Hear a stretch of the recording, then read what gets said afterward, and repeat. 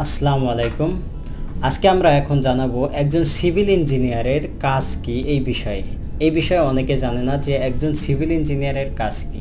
আসলে অনেকে বলতে এখানে বোঝানো হয়েছে সাধারণ যে জেনারেল যে মানুষগুলো আছে তারা বিশেষত জানেই না যে একটা সিভিল ইঞ্জিনিয়ার কি করে, কি কাজ, এবং একটা সিভিল ইঞ্জিনিয়ার দিয়ে কি কাজ করা সম্ভব। তো মূলত একটা সিভিল ইঞ্জিনিয়ারের কাজ যেগুলো হয় তার ভিতরে প্রথম সেটা হলো পরিকল্পনা করা। মানে আপনি যে ডিজাইনটি তৈরি করছেন বা যে কাজটি করছেন সেই কাজটি পরিকল্পিতভাবে হবে কিনা, মানে কোন পরিকল্পনার মাফিক এই কাজটি তৈরি করবেন বা করবেন তার পরিকল্পনা, এটাই হলো সিভিল ইঞ্জিনিয়ারের প্রথম কাজ। আর দ্বিতীয় হলো ডিজাইন করা। মানে আপনি যে পরিকল্পনা করলেন এই পরিকল্পনা অনুযায়ী একটি ডিজাইন দাঁড়ান করাতে হবে যে আপনি কোন ডিজাইন অনুযায়ী পরিকল্পনাটা করতে চাচ্ছেন। কারণ আপনি পরিকল্পনা করবেন ঠিক আছে, বাট পরিকল্পনাটা কি করবেন, ডিজাইন করবেন, সেই ডিজাইনের আলোকেই তো পরিকল্পনা করবেন, সেটাই।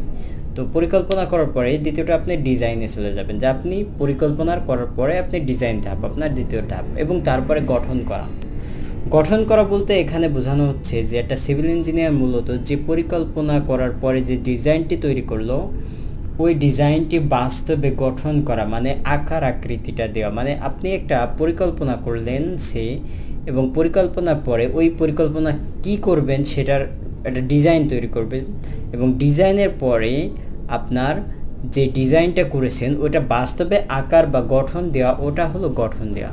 এবং তারপরে যে গঠনটা দিলেন আপনার ডিজাইনটা, এইটা মানে কতদিন রক্ষণাবেক্ষণ করবেন, এর মেয়াদ কতদিন, সেই অনুযায়ী যে রক্ষণাবেক্ষণ করবেন, এই রক্ষণাবেক্ষণের কাজও কিন্তু একজন সিভিল ইঞ্জিনিয়ারের দায়িত্বের ভিতরে পড়ে। সো এখান থেকে আমরা বুঝতে পারছি একটা সিভিল ইঞ্জিনিয়ার মূলত কাজ চারটি। 1 নম্বর পরিকল্পনা করা, 2 নম্বর ডিজাইন তৈরি করা, অর্থাৎ পরিকল্পনা মাফিক একটা ডিজাইন তৈরি করা, 3 নম্বর গঠন করা। তার মানে আপনার যে পরিকল্পনাটা করলেন, যে পরিকল্পনার পরে যে ডিজাইনটি তৈরি করলেন ওই ডিজাইনটা বাস্তবে গঠন করা, এবং তারপরে সেটা হলো রক্ষণাবেক্ষণ করা। মানে যে পরিকল্পিত ডিজাইনটি তৈরি করলেন বা যে স্ট্রাকচারটা তৈরি করলেন, গঠন করলেন, এই স্ট্রাকচারটা রক্ষণাবেক্ষণ করা, এটা সঠিকভাবে ঠিক আছে কিনা, এটা নষ্ট হচ্ছে কিনা, এটার কোনো প্রবলেম হলে সেটা সলিউশন বের করা, এই যে পরিকল্পনার যে বিষয়গুলো আছে এইগুলো রক্ষণাবেক্ষণ করা, এই 4টি কাজ মূলত একজন সিভিল ইঞ্জিনিয়ার করে থাকে। এই 4টি কাজের ভিতরে বিভিন্নভাবে বিভক্ত আছে অনেকগুলো কাজ।